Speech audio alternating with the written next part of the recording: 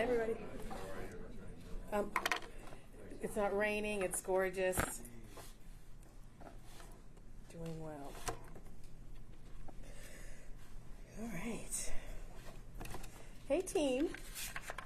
You guys don't care about that, but I do. Good afternoon. Thank you all for joining us today.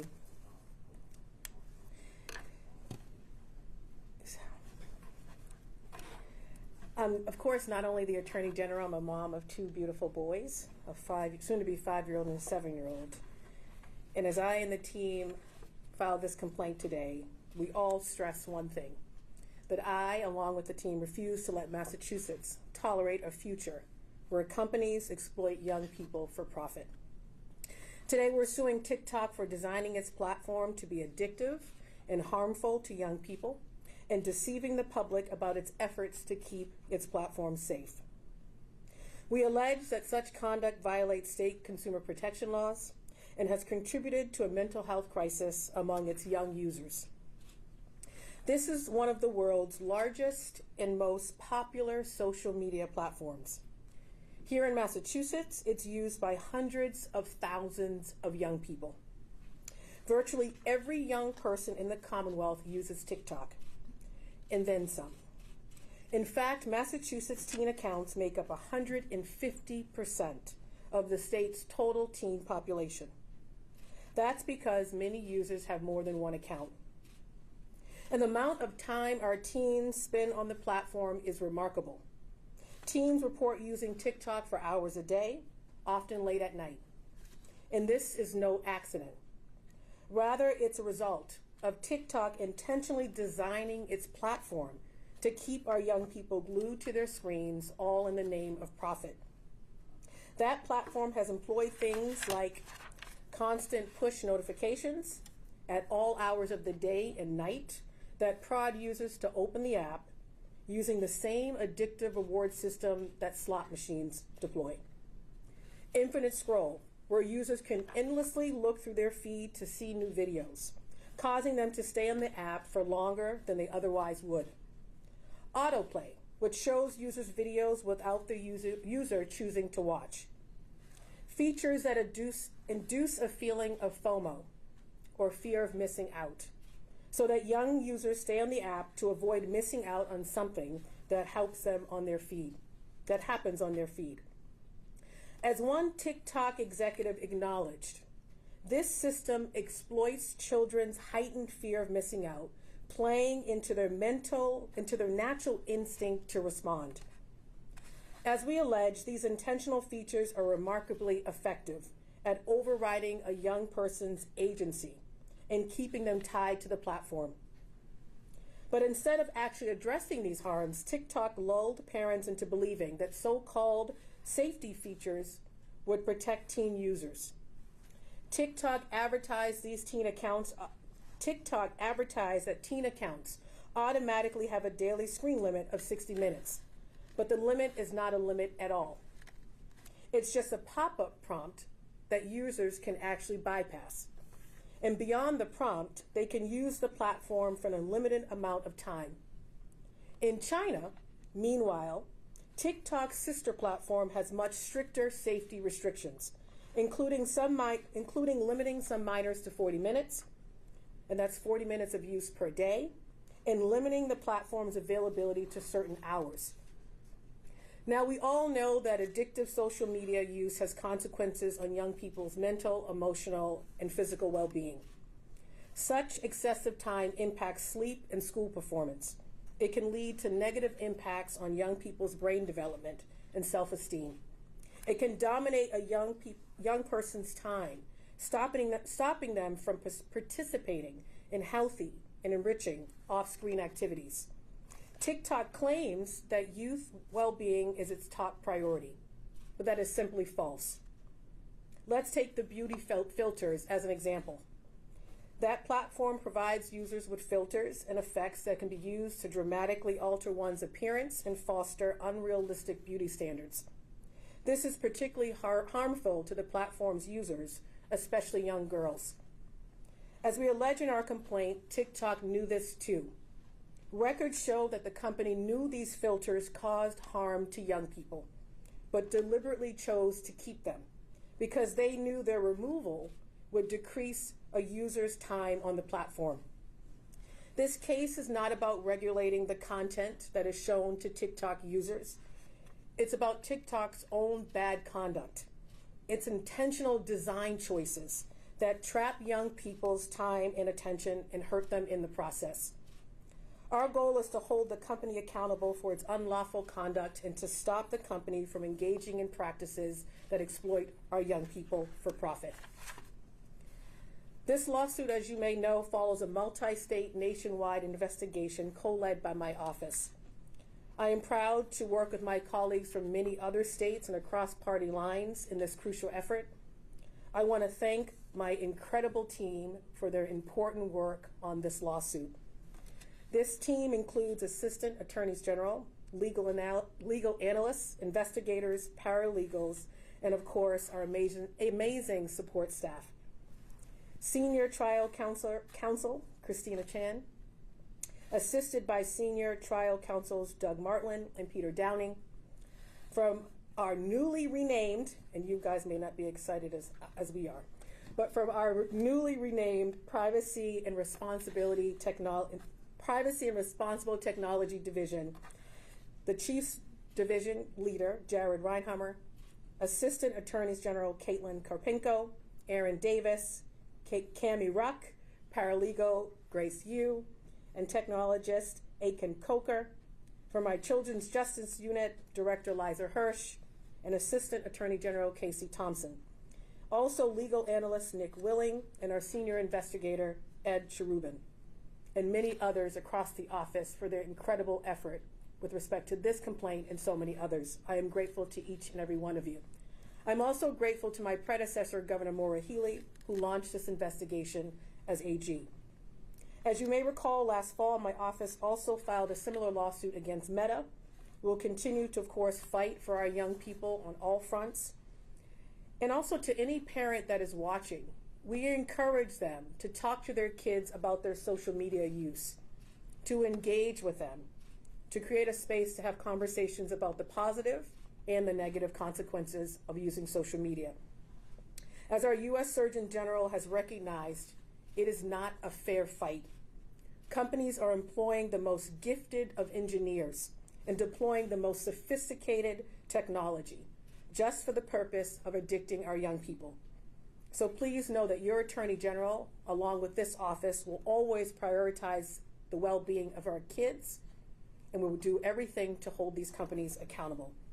There is no doubt that increased use of social media is tied with the young mental health crisis that we are seeing in Massachusetts in this country. Thank you all for being here. I'm happy to take your questions at this time. Thank you. So just to be clear, you're not seeking a ban, you're seeking them to change their practices, algorithms. Can you be a little more specific on really what the final intent is? And you did mention Meta, but there are many other social media platforms out there that seek to do the same. Are you reviewing all of them, not just Meta and TikTok? Obviously, we filed the Meta complaint, and investigation is on investigation. The Meta complaint, and that is ongoing. I can't say any more right now on that. Obviously, with TikTok, we're seeking not only for an acknowledgement of the harm they're causing, but also injunctive relief, and that may include, of course, changing the features, the design features, and the various things I just mentioned. And it's more about, similar with Meta, about them using their power, because only they have the power to change their app, but reviewing what we've seen in terms of young people harm and actually changing the features in such a way that they are no longer harmful to our young people. In terms of other companies, I can't at this moment talk about anything that's ongoing with respect to them. Much of your lawsuit is redacted. It looks like private company information. Can you talk a little bit about why that is? And one line references that Massachusetts was specifically targeted for its teen users. Can you give us any indication of why? So similar when we filed the Meta complaint, various agreements with the company, this is of course with TikTok as well, we were able to proceed and file a complaint, but we had to of course keep certain provisions redacted.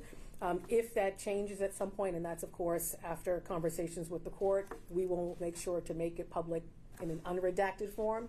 So right now, Molly, correct me if I'm wrong, the complaint that you're seeing online, and I think it's already posted, is redacted, but the hopes are, with the back and forth with the court, that maybe pieces of those, parts of that information become unredacted, and you'll know as soon as we're able to do that. Again, one line says that Massachusetts teens were specifically targeted. Can you give us any more information about that? And what was Yes. if you've seen this confidential information, what was your reaction when you've seen what we can't yet see? So two things. One is, I want to say it's not just true in Massachusetts. We think, of course, they targeted our young people here. But this multi-state investigation that includes both Republican and Democratic AGs across the country is really speaking to this company, TikTok, targeting young people and young users to be able to promote a product to this platform that would not only have a harm on them, but most importantly, would further the profit for the company. So in order to do that, you have to, of course, increase the number of young people on your platform. And the ways in which they design the features, design the app, design the platform do just that. So when we say 150% of our teen population is using TikTok, that's not by accident.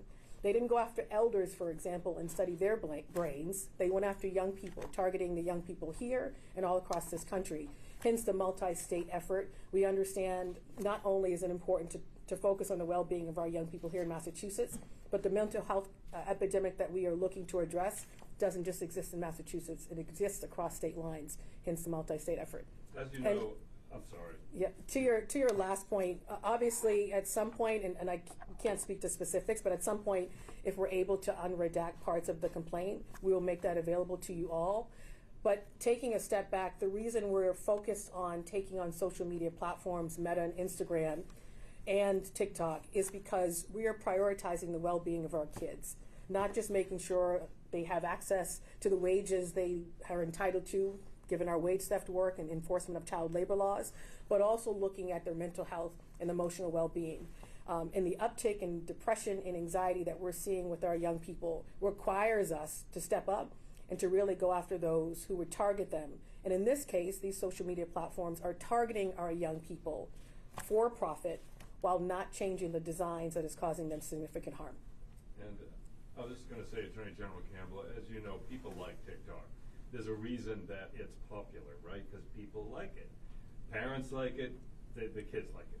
So would you agree with a ban? Do you think it's so dangerous that we should go to a ban, or are you hoping you can really affect change? We haven't gone there. I think what we recognize, including with our ongoing interaction with young people, we have a youth advisory council we just got off the ground to inform the work we're doing with respect to our young people, that there are benefits to social media platforms. And that's spelled out in different ways, including for those in our LGBTQ plus community. It creates a space and a place for young people to interact. What we're focused on is the harm that these platforms cause and the deception by these companies not to cure that harm, not to change their design features in the platforms themselves to bring about better outcomes for our young people. And we are best positioned to hold them accountable because parents and young people don't have the resources or an incredible legal team and staff like we do to hold companies accountable. But most importantly, some of the rhetoric we're getting from the companies is this idea that parents and young people sort of putting the onus on them to change their behaviors when in fact the onus should be on the companies to change the designs that are making them addicted in the first place. So we have a responsibility for to help our young people, but most importantly to hold them accountable. Last So question. are you letting parents off the hook at all? That they could just tell the kids, hey, you can't download TikTok. So we're encouraging we're encouraging parents to have conversations with their children about social media use. But we also recognize that not every young person is tech savvy, not every parent or adult is tech savvy, and the onus shouldn't be on them to be able to cure the harms that we're seeing. They cannot go into the app onto a phone to redesign it so, for example, the infinite scroll goes away. They can't go into the app to make sure that 60-minute limit, for example, is actually an effective tool that keeps young people from continually using the app for more than 60 minutes per day. If the company can go to China and for the young users there, implement effective provisions and features that allow their young people to engage in a platform while minimizing the harm they're seeing, why not here? The onus shouldn't be on the parents, the onus should be on the company, and we're stressing that. Because at the end of the day, they're the only ones, including the engineers and those at the company, that have the power and the tools to change the platform itself to make it more beneficial and less harmful to our young people. You are using powers that are currently in place to take this action. Are the powers sufficient, or is there a need for Congress and the state legislature to strengthen laws, add laws, to adequately address the situations and the problems you see? It's a great question. One of the things the office is really focused on is looking at all the tools that are available to us. Our litigation and enforcement tools are effective and impactful. We know that, especially in the consumer protection context. But we're also looking at our legislative tools. What legislation could we possibly file at the State House to help us in these efforts? And we're exploring that. Grant-making tools. What resources can we put out into the community via grants to community-based organizations that can help our young people with some of these issues? And then the platform itself. How do we engage parents through our community engagement efforts in trainings and other types of ways in which to engage parents and young people around this issue? Every tool we will deploy today is just highlighting the litigation tool and the complaint, of course, against TikTok, which we also see as an effective tool in this context to hold a company accountable and hopefully push them to change their design and features of a platform that we know is causing harm to our young people. It seems with their popularity and the money that they almost have a political structure in the country co-opted. I don't know about that, but what I do know is that this is a moment in time where folks in Massachusetts, but all across this country, should really ask who their AG is. Who is in these offices matters. My team and I are focused on young people, not just because we love the work that we do every day. Many of us are parents to young children or involved with organizations that help children, or for just because we're public servants, we want to make sure our children are not harmed now or in the future. And we see it as our obligation to use the tools that we have, which are very effective, to hold companies accountable that would profit off of the demise in many ways of our young people. And so this is one example of that. The portfolio of work with respect to our young people is quite expansive, but if not us, then who? And so we are exclusively focused on how we use all of those tools to help our young people, and at the same time, their parents, their guardians, their caregivers, their teachers, their school leaders, and everybody else. Thank you. Garcia, is there an update to the If you have any Garcia questions, we investigation? can follow up with you. We can follow up with you We'll follow afterwards. up with you guys. Thank you. Thank you.